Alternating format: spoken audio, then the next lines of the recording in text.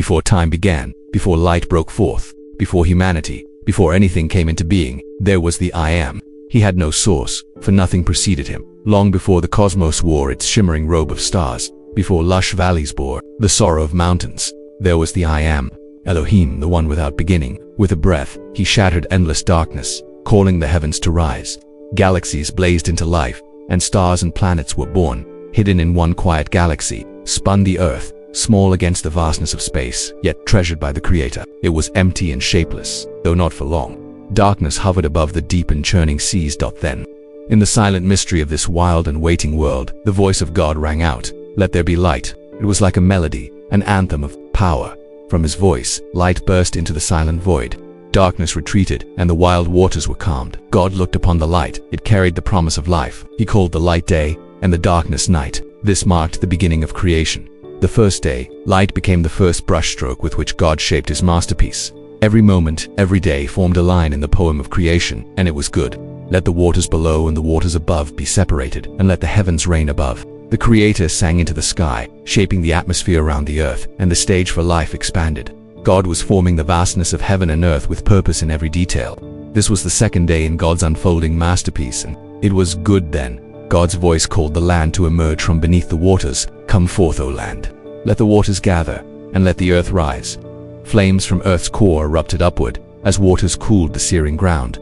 Slowly and with great force, the land rose.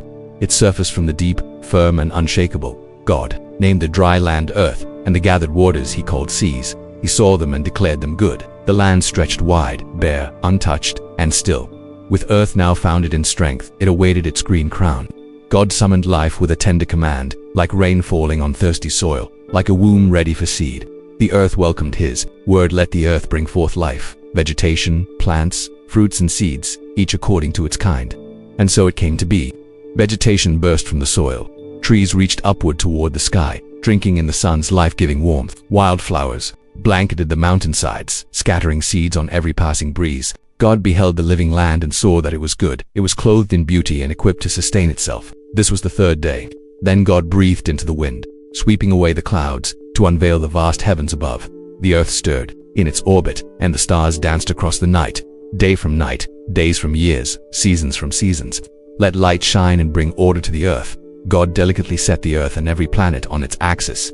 As creation's architect, he set it all in motion, crafting time from the endless weave of light and darkness. The sun was set to govern the day, and the moon watched over the night, each a faithful witness, marking seasons and years, days and nights. This cosmic clockwork was a masterpiece of divine precision. God looked upon all he had made and declared it to be good. This was the fourth day. Longer brewing in chaotic rage, the waters were ready for life. Let living creatures spring forth from the waters, and let the skies be adorned with birds. The seas swarmed with life, from the smallest plankton to mighty leviathans that ruled the deep. The heavens echoed with birds in flight, their songs a celebration of creation's wonder. They were filled with breath, life, and blessing. The Creator sang over them, "Multiply, fill the seas and skies." This was the fifth day. God looked upon his work and knew it was good. Yet the earth still awaited living beings, creatures who would walk, carrying the breath of life. Come forth, beasts, livestock, and creeping things, each according to its kind. Go forth and multiply. God formed the beasts of the land. They thundered and crept, they roared and rumbled. The ground teemed with creatures moving according to God's word and command to fill the earth and flourish. The world became a canvas of life, vivid, wild, and full of promise. This was the fifth day. God saw all he had made and called it good. At last, the moment had come. One final act remained for the Creator. It was time to seal creation with his image, those who would carry his likeness and care for the world. God, Elohim, counseled within himself on the nature of this final masterpiece.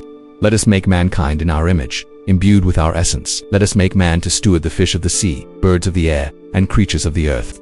Then from dust, God shaped beings unlike any before, not mere beasts of time nor celestial spirits. They were distinct, set apart. God molded humanity in his own image. He made male and female, each reflecting his divine heart and purpose. Within them, he placed breath, his own spirit, filled with wisdom, love, and the spark of music, creativity, work, and relationship. The wind swept over the peaks. The sea clashed with the land. The forests buzzed with life, and it was all theirs to enjoy. Be fruitful and multiply. Fill the earth and subdue it. You will be my co-rulers of this creation. Behold, I have given you everything necessary for life, every plant and fruit of the vine. Everything with the breath of life is yours. God's purpose for humanity was to reflect His image, fill the world, and share in the wonder of creation. On the seventh day, God rested, taking in all He had made. He gazed from the heights of the heavens to the ocean depths. He heard the birds' morning songs and the wolves' nighttime cries. He looked upon mankind's heart, their capacity for life, love, and joy. It wasn't just good, it was perfect. And so, creation was carved from the formless deep God. Elohim brought light into shadow, order into disorder, and purpose into emptiness. At the center of this world, He planted a garden on a mountain height where heaven touched earth. From that sacred place, the journey of humanity would begin. What was once called good would soon meet evil, and the great tale of redeeming love would begin its course.